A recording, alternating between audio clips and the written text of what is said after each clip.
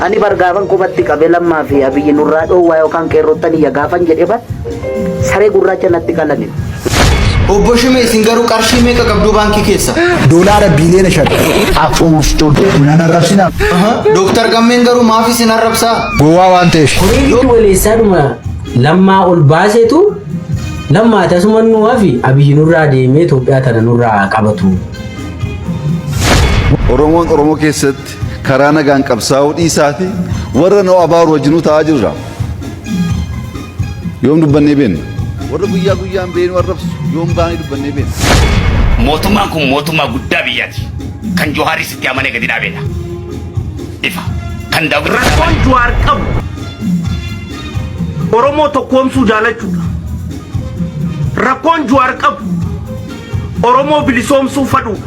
Fakkeessuu kana nama fakkeessuu kanatu bakka qaba beektaa yeroo baay'ee alaqlaaqee kana kun jiraani kiiretti warra sun bifa fakkeessuuf deddeeressi tokko bakka hundatti bakka qabdi anti kabaja guddaa dhaabni cimaan otoo jiraatu amma dhugaa dubbatu kan ofitti opiidiyoo yoo beekte dabballee shamuma yaatee xiqqoo irraa baase. Obbo Shimee isin garuu qarshii meeqa qabdu baankii keessa? Doolaara biliyoona 5. Afuuftuun naan arrabsina. Dooktar Gammeen garuu maaf isin arrabsaa? Gowwaa waan ta'eef. Dooktar isin garuu maaliif arrabsitu? Karaddeeltuudha. Waan isiniin jedhan dhageessanii Obbo Shimee? Ofumatti iyya malee namni isa dhaga'u hin jiru. Garuu namoota isin arrabsan maal gochuu yaaddan isin? Hordofaa jirraa ciraa deemna ammaan booda xaragaa deemna lafarra. Eenyu faa xaragdume? Abbaa barbaade haa ta'u. Dooktar Obbo Shimeen isin xaraguuf yaada jiru. Maal gowwaan tokko yaaduu hafa eebbeepi. Maaf akkas isiniin jedha garuu Obbo Shimee? Yaaduu hin danda'u. Dooktar Gammee yaaduu hin danda'u waan haasa'uun beekuu jechaa jiru dooktar. Nan beeka waan haasa'u kun. Obbo Shimee mee isin Dooktar Gammeef maal hawwitan? Bishaan utuu isaan nu kufee jedhee hawweera. Isinoo maa callistan ree dooktar? Saree kan. Hundi keessanuu follow like share gochuun dagatina.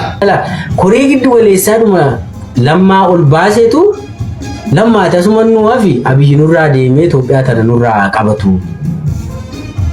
Wanti jettu kun opiidiyoo keessatti fudhatama argattee waan tana duuba immoo wal dhabdee abbaa duulaaf lammaatu dubbii kan dhiibee fide malee lammaan fedhii qaba moo hin qabu muummicha ministeeraa jettee yoo na gaafatte fedhii qaba ture.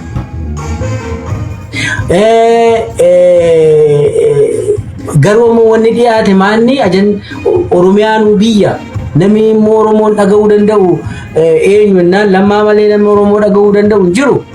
So maarree jennaan lammaan asuma Oromiyaa tana haa qabu. Abiyyi dhaqee asuma ajajnaani. Namumaatu sumatu ajaja asumarra teesseetuma achitti sittimteetuma wanni godhuu qabu galgala qoratta. Abiyyi haa erginu. Ammoo atis miseensa paarlamaa Itoophiyaa miti ati miseensa caffeeti malee maal jedhaniituma maal jedhanii wanni miseensa caffee sun inni rakkoo qabu maamoyaa mircaa jedhama. Galgaluma takka gabbuuteetuma wannuma korojoo sassaabbattee ol deebita waan opiidiyoo fi yaadignuma beeknaami wanni sun rakkoo miti siin jechuu fi so waan sanaanii abbaan duulaas ilaalcha muummicha ministeeraa ta'uu drop godhee abiyyi akka muummicha ministeeraa ta'u irra walii galamee lammaan illee waan sana dura dhaabbachuun irra hin jiraatu amaneessi akkamiin shakkasii afaan nabii dubbatus immoo waan akkasiiti nu gaafsan sadarkaa jaarmiyaa keessa hin jiru. Nu gaafa sana jaarmiyaa keessa seennee humnatti nama amansiisuu fi waa yaada dhiyeeffachuu hin qabnu garuu immoo nu gaafsan illee ilaalchi teenya lammaa faana wal arginas looyaalitiin keenya illee lammumaaf. Fedhiin keenya illee lammuma ol deemaa. Haa ta'u garuu gara opiidiyoo sadarkaa jaarmiyaatti murteessanii jennaan maa gochuu hin dandeenyu waan lammaanis akka dhaabaatti fudhatee akkas ta'e dubbe. Oromiyaa keessatti amma guyyaa har'aa kanatti yeroo ammaa kana keessatti karaa nagaatiin qabsaa'ee namni filannoodhaan mo'achuu hin danda'u. Oromoon Oromoo karaa nagaatiin akkan qabsoofne hin daangeessa jennee yoo dubbanne addunyaan nama hin danda'u soba kun. Oromoon Oromoo keessatti karaa nagaan qabsaa'uu dhiisaati warra noo abaaru wajjinuu ta'aa jirra. Yoom dubbannee beenna? Warra guyyaa guyyaan beenu arrabsu yoom baanii dubbannee beenna? haala baruun baay'ee barbaachisaadha. Oromooni gannaaf bona beeka. Waan ganama qonnatti yoo ba'u waan uffatu, subii salaachuu gaafa ba'u waan uffatu, waaree booddeen uffatuun yeroo filataam, yeroo qorraaf yeroo aduu beekam. Gannaaf bona qixxeen uffannu yeroo wal fakkaatuun baanu. Wayyaayyuu yoom wayyaa akkamii akka uffachuu qabnu hin beekne haala hubachuun yeroo hubachuun barbaachisaadha. Kalees jaarraa tokkoof bilisummaaf qabsoofneerra, mirgaaf qabsoofneerra, abbaa biyyummaaf qabsoofneerra. Amma gaaffii akkasii kaasuu hin dandeenyu, jijjiiramee yeroon bari'ee jira. Amma gaaffiin keenya gaaffii haaraa ta'uu qaba. Achuma dhaabbannee ammas waa'ee bilisummaa, waa'ee abbaa biyyummaa kaasna yoo ta'e dubatti hafummaadha kun. Isa qabsoofnee moonee jirra. Rakkoon Jawaar qabu Oromoo tokkoomsuu jaalachuudha. Rakkoon Jawaar qabu Oromoo bilisoomsuu fadhuudha. Rakkoon Jawaar qabu ufii mootummaa Oromoodhaa jaaruudha. Rakkoon Jawaar qabu Oromoonni qabeenya isaaniitii fi beekumsa isaaniitiin akkaaniif dura tarkaanfatanii galma gahan taasisuudhaaf halkanii guyyaa carraaqu. Rakkoon Jawaar qabu dhugaa dubbachuudha. Rakkoon Jawaar qabu waan biyya keessa jira ummata ala jiru beeksisuudha. Rakkoon Jawaar qabu ololaaf bakka hannuu dadhabuudha. Rakkoon Jawaar qabu cicha waada waan ummataa seenaa irratti haga lubbuun isaa wareegamtuu fi hanga kaayoon isaa galma geessu irra cichuudha. Kana rakkoon Jawaar. Rakkinni Jawaar qabu rakkoota kana. Warri rakkoon tun hirriba dhorkitee Jawaar balleessuudhaaf wal jaartee lafa jalatti deemaa jirti jechuudha. Namni Oromoo taatan hundinuu kitaaba Jawaar Mohaammed dhabuu inuma qabdan jechuudha. Inuma namni Oromoo ta'e hundi mana isatti kitaaba Jawaar Mohaammed hin dhabin. Last word shuguxii Oromoorraa. Takkittiin keessan bakka bitaan mirgaan lixaan bahan kitaaba Jawaar Mohaammed mana keessan dhabin. Mana Oromoo tokko dheeyxanii kitaabni Jawaar Mohaammed hin jiru taanaan baha mana sanii. Manni sun chiggira yallabat beet ነው አለቀ yoo haala kanaan ta'uu baate haala kanaan deemnaa jechuudha. Kanaan baasnaa kanaan deem mana tokko seenaa mana aslii seenaa kitaaba Jawaar Mohaammed jaanii hin qabu yoo jee baha mana sanii. Bakka mana sanii bahuu danda'uu qabdan. Mana kitaaba Jawaar Mohaammed hin jirre hin taa'inaa Oromoo taatanii. Mana kitaabni Jawaar Mohaammed hin jirre buna miti bishaan hin dhuginaa. Dhumatte dubbiin akkasii qorratti yaala ንግግር ነው ይሄ ዲማ አፍሪካን ዲበር Jawaar Mohaammed jechuun de hangafa biyya bar library ዶክተር Jawaar Mohaammed ያ ይገባዋል።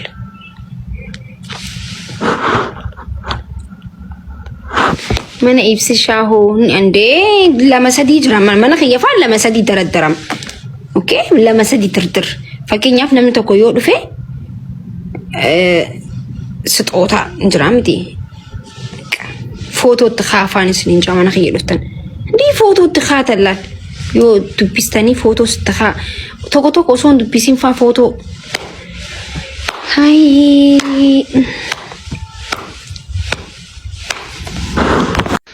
mootummaan kun mootummaa guddaa biyyaati.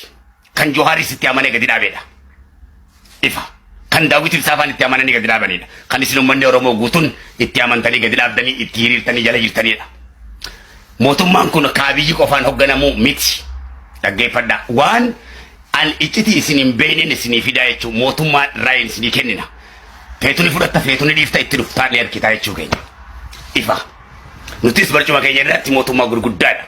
Waan tokko fiduu hin dandeessu Haacaaluu guddaan mootummaa guddaadha. Haacaaluu guddaan mootummaan guddaan sun awwaalamee pestaalaan maramee awwaalamee waa tokko inni fidden jirtu jechuu keenya. Jawaar Faas walitti qabanii hidhanii kumaantamaan hidhanii Abduu Jabbaar Faas akkasitti hidhanii wanni fiddu tokko illee hin jirtu jechuu keenya. Callisi qabsoon adeemsaa fi tarsiimoodha qabdi adabadhu afaan keetiin.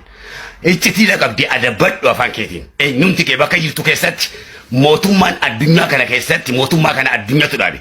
dawla arabaa keessatti mootummaan kun mootummaa Itoophiyaatti hojjetan miskiina hojjetadhu nagaa keetiin waan hin taane hin hojjetin mootummaan Ameerikaatii fi Awurooppaatis mootummaa kana waan gadhaabeef hundi miseensa mootummaa kanati mootummaan addunyaa hundi waliin hojjeta kabiyya isaanii keessatti mootummaa Itoophiyaa jeeqe mootummaa Itoophiyaatiif kannan kan mootummaa Itoophiyaa keessatti biyya isaanii biyya Awurooppaa biyya Arabaa jeeqe mootummaan Itoophiyaa qabeetitti kennaa jechuudha kun seera mootummaan addunyaatti walii gale neetoodha perfect these law books kitaaba seeraa fi heeraati beekumsaan deemnaa jechuudha beekumsaan qabsoon deemti malee akkanuma akka talbaa agartee ibiddatti gannaqanii qaxa'uudhaan hin deemtu jechuu keenya hey dhaggeeffadhu namni ati asitti hiriira si wajji bahoo maadriyyoo abiyyiidhaa hundaa'uun joo hundi fooqiidha biyya keessaa qaba qabeenya qaba inni diddaa godhu kun isarraa bu'aa dhabe isa kaleessa Johaar waamee jechaanii ture jechuudha dhaabbadhu qabadhu Simiti Johari seeraan ala deemuu danda'u abiyyi seeraan ala deemuu danda'u inumaahu dameetikaati kan biyya bulchu addunyaa guutuu dameetikaa yoo abiyyi kufees hin kufu jechuudha yoo milliki kufees mallas kufees hin kufu jechuudha dameetikaa addunyaatti ka oofu inumaahu abiyyi dameetikaa nurraa dhorkutti jira jechuudha bakka barbaade hoggansa abbaa barbaadee rarraasanii fuudhanii jechuudha yoo seeraan ala deeme qabadhu kana qabadhu riqicha osoo biran gahee nu taalan afaan qayran qabu wahalli dubbata akka afaanin taatu jechuu keenya dulli amma oduudhaan gawwan ta'eef mootummaan kun guddaadha biitii Turkii isaa hojii daleedi akkuma beektan abbaa fedhe kadhiisoo miti waraanaan guutamaan akkatti loltuutu jira akkatti dubbattuutu jira san hoggansatu dalagaa jira mootummaa kana abbootiin teessan haati manaa keetii miseensa isaati obboleessi kee jaartiin ta'e abbaan kee miseensa mootummaa Itoophiyaati Ada abbaa kee bira kutee mootummaan Dubaay guutuun mootummaan Suudii guutuun miseensa isaati waan jabaa dhufe isin quban qabdan qabaddaa waan jabaa jiru quban qabdan guutuun Afrikaadhaa biyya Keeniyaadhaa abbaa barbaade dhabamsiisan biyya Masrii kun hundi dabballee isaati obboleeyyan kiyyaa maaliif dhugaa walitti hin himne an obboleessi keessan dhugaan isin hima onnee kijibaa isinitti hin tuulu jechuu kiyyan anjoollee daa'iman taane qabsoodhaatu na kaaya jechuu kiyya akkatti qabsaa'onni jira akkatti qabsaa'wan seeraa fi heera hoggansaatiin hoggansi akkatti dubbatu si tarsiimeessutu deem hoggansa harkaa dubbii hin laaqin loowwan akka hoggansi deemutti deema qabsoon addunyaa kun kamuu seeraa fi heera qabdi obboleessa kiyya qabsoon Oromoo qabsoo shororka isaatii miti qabsoo kitaabaatii miti qabsoo kitaabaa wal fixanii miti qabsoo Johar jaamtu jirtu qabsoo uummata Oromootu jira qabsoo Abiyyi jaamtu jirtu qabsoo uummata Oromootu jira qabsoo marroo jaamtu hin jirtu qabsoo uummata Oromootu jira jechuudha qabsoo waloodhaa fi gamtoomaani hoggansi mataa isaatti qoqobaa isaatti muree murteessu tokkollee hin jiru qabadhu namuu nutis qabsaa'ota gurguddaadha ka qabsaa'ota kana fidi ka Johar faas fidi nuyi ka Abiyyi faas fidi nuyi malee isaanii miti isaan dura dheengadda dhufa jirri kun nuti isaan dura waggaa 30 warra qabsaa'e ifa haadha abbaa fi katti dhabee jiruuf jireenya fi itti dhabeedha qabsoodhaan akkanatti finne jechuu keenya hoggansa hoggaa innee dubbannu qabadhu dabballeedha halkanii guyyaa sirriitti hojjechaa jirra jechuudha waan seeraa sitti himu jirra jechuudha hoggansa waan kabanyuuf hoggansa akkatti kabanyu si himaa jirra jechuu keenya waan ifi daleenyu sitti himaa jirra jechuu keenya Johar jala hoggaa deemnu seeraan deemna nuti hoggansi gartee waan nu caaluuf osoo hin taane yookaan waan beekumsaan nu caaleef osoo hin taane seera addunyaa kanaatti akkatti waliin qabsaa'aniitu kana eenyumtiin eenyuuf gadi kajji'u miti eenyumtiin eenyuun caalu jechuu keenya dhiirummaanis waa hundaanu nuti warra hojiidhaan hojjete jechuu keenya ifa dhiirri dhiiran caalu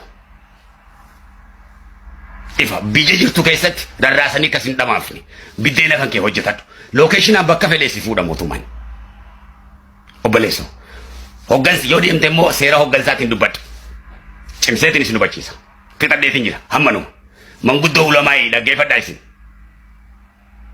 wanni hojjechaa jirtan gocha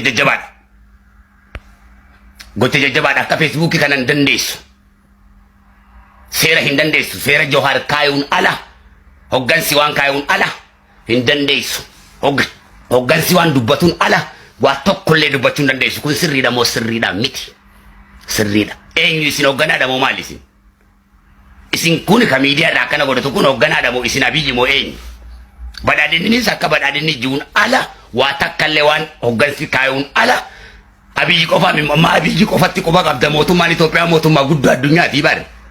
Abiyyi qofa mi bare abiyyi Oromoo waan ta'eef qofatti qabda. No. Abiyyi fi Johaaris tokko jechuudha isaanii wal muude isaantu wal kaa'e. Dubbii gabaabaadha. Kan jala deemu Oromoodha. Kana ifa jaldaawwitti ibsaafaatu kaa'e abbootii kan warri humna lolaa daggaluu qabsoo barbaadde deem bosona liixi ifa. Yoo qabsoo barbaadde deem dhiira yoo taate bosona liixi ilmaan Oromoodhaa biyyee nyaachiftee ol nyaachisuu dhiisi miidiyaa gubbaa. Uummata Oromoo ol nyaachisuu dhiisi Islaamummaas dhiiguu dhiisi. Arsiin naa qabsaa'ee siin jee Jimma naa qabsaa'ee siin jee hin jiru. Abiyyi naa qabsaa'ee siin jee Johaar naa qabsaa'ee bifa kana siin jee hin jiru. Quban qabdu tamataa keetii ooftaa ajandaa faannootii ooftaa jechuu ajandaa naftanyaadha. Oromoon Oromoo fixaa. Oromoon Oromoo irratti duulaa. Qabsoon akkanaa hin jiru jechuu keeyya feetu jaalattee feetu fudhattee Johaaris akkanatti fudhata waan hin jeen Abiyyis akkana fudhataa jechuu akkuma miidiyaa sarratti reefu poost godhee argitu sori Abiyyis yoo ta'e. Dhaggeeffadhu Shimallisis akkana fudhataa jechuu waan allan jala milkii sabaa jeen. Fudhadhu jeemee dhiira ta'e saaboo hume. Uummata Oromoo irratti asaan fudhadhu mee haajii hume. Uummanni Oromootis dhugaa jirtu kana fudhataa jechuudha. Dantaa Khadiiriif osoo hin taane ana hoggansaa miti ana uummata Oromooti miskiina godhes turfamaadha. Hey!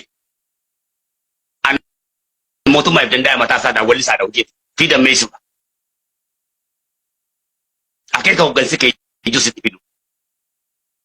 Naamusa kan kee godhiitii hudduu ta'e qabati waa'ee sirba keetii waan wantaa keetii uffadhu. Maqaa Jawaar sababa godhattee wanta kun dalagin hin balleessin mirga kan kee yoo falmatte seeraan falmadhu akka nuti falmannutti. Ilmaan Oromoo waliin fixin jechuu kee. Maqaa Arsiitis sababa hin godhatin ta'uu hin godhatin. Maqaa Jimmaatis ta'uu hin godhatin. Ifa jechi kana caalee hin jiru. Dhugaan kana caalees hin jiru. Lubbuu kee ittiin taphatin biyya jirtu keessatti qabuutu qabeenyaan sooromaadha. Yoo qabsoo barbaadde bosona siliti. Qabsaawwan bosona jira. Qabsoon bosona jirti. Seeraan warri addunyaa irra gaasiseef qabsoo kutorbaandii ta'uu hoggansa hin qabne kanuma kana iyyitu akka talbaa kana dhiisi. Kaafaa hojii qabsoo itoo karaa nagaatiin qabsaa'e kaafaawwan biyya keessa jira. Akka kaafaawwan qabsaa'utti miseensa qaba. Miseensa danda'a gurguddaa qaba. Arraa miti qabsaa'uu eegale kaafaawwan. Waggaa 20 ol kaafaa hojii hojjennee jirra. Miseensummaadhaan namoota hedduus itti wareegatiin jira. Akka obbo Maraaraa Guddinaa beekanittis. Ifa. Akka uummanni beekuttis. Ijoollee kuma akka barcuma odaa bultumitti akka dabbala mootii gaaraatti kan inni hedduutti wareegedha. Kaafaa eenyuma dura. Ifa. Hawaasa yoo ta'e kana. Ofiidiyoos yoo ta'e kana.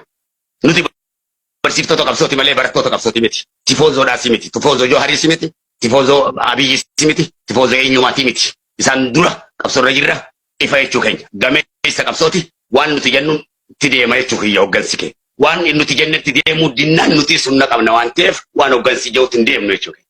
Ifa.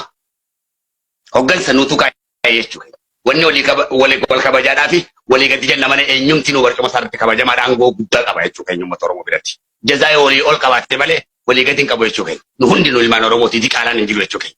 Yoo gosaas taate wal caala qaba malee walii gadi hin qabu jechuudha. Humnaas yoo taate wal caala qabna malee walii gadi hin qabnu humnaas waan fedhe ifa jechuudha. Waa eenyumti wal sodaatu jechuudha. Naamusaa fi adabaan barcuma abbaatu jalatti egaa biyya jirtu keessatti nagaan dalagadhu biyya teetti galatti miskiin. Cimseetti si wajjisa. Tuudii keessattis bakka iyyutti walii galteen dhumee jira. Dubaayii keessaa rarraasee si fuudha. Obboleessa keetu si basaasa. Mootummaadhaaf dalagaan si waa tokko illee bidduun si. Haacaaluu guddaan sunoo kanuma dhabamee hafe. Abdii Jabbaar guddaan sunoo kanuma dhabamee hafeesi. Ijoolleen meeqa kumaantamaan akkasii dhiigni ilmaan Oromoo dhangala'eessu waa tokko waan fideen qabu dhiiga biraa kan dhangalaafnu hin jiru jechuu keenya qabsoo kennee. Isa duraa san bakka dhaqee. Ililliin beektaati jaartii Jawaar. Jawaarni beektaa miti. Isaan harka fuudhatan harkan dhiqadhu jee asii gadi dhiqadhaa uduwaa sinoo biyyeen duwataa jira salaatas akka kan akkamatti natti mi'aawu tanaa lama guyyaa sadii guutuu akkatti hin jira. Naan dhiqadha. Ammaan waan dhaggeeffadhu waan biraatiin sitti hima amma si dhaggeeffadhee mati dhaggeeffadhee ibsa. Wallahi laal abaayaan fide abaayaa babbareedaadhaan fide jaartii fide abaayaa san bitiif. Wallahi nan bitaaf tajaajilti tirisi waan an jecha harka kan bishaan tuqeen beeku. Amma kana irraa jijjiire waan biraatiin si gaafadha dhaggeeffadhu ibsa. Amma yoon qofoo fi kamisan fide siin jee akkamiin garuu siin ta'u garuu dhiisibsaa kanneen an fide sun. Maal taatee ibsaa kan? Naarsitee jirta warra naarsin bakka amma nagaa adda banaatee gizee jiru wanni teetu naarsiti. Minaarin qabsaa'e maatti nama heerumaatu maaliif no kashtina magalatum anis akkasuma dubbiin sun naan ta'ee fi dhaggeeffatu amma si dilima qoy tiktok kanarra namni moosirra jaalata beektaati ani ati danaa baasete qabee kanaan gammaa namni hundi arma jaalatatti quba qaba adda baasee waan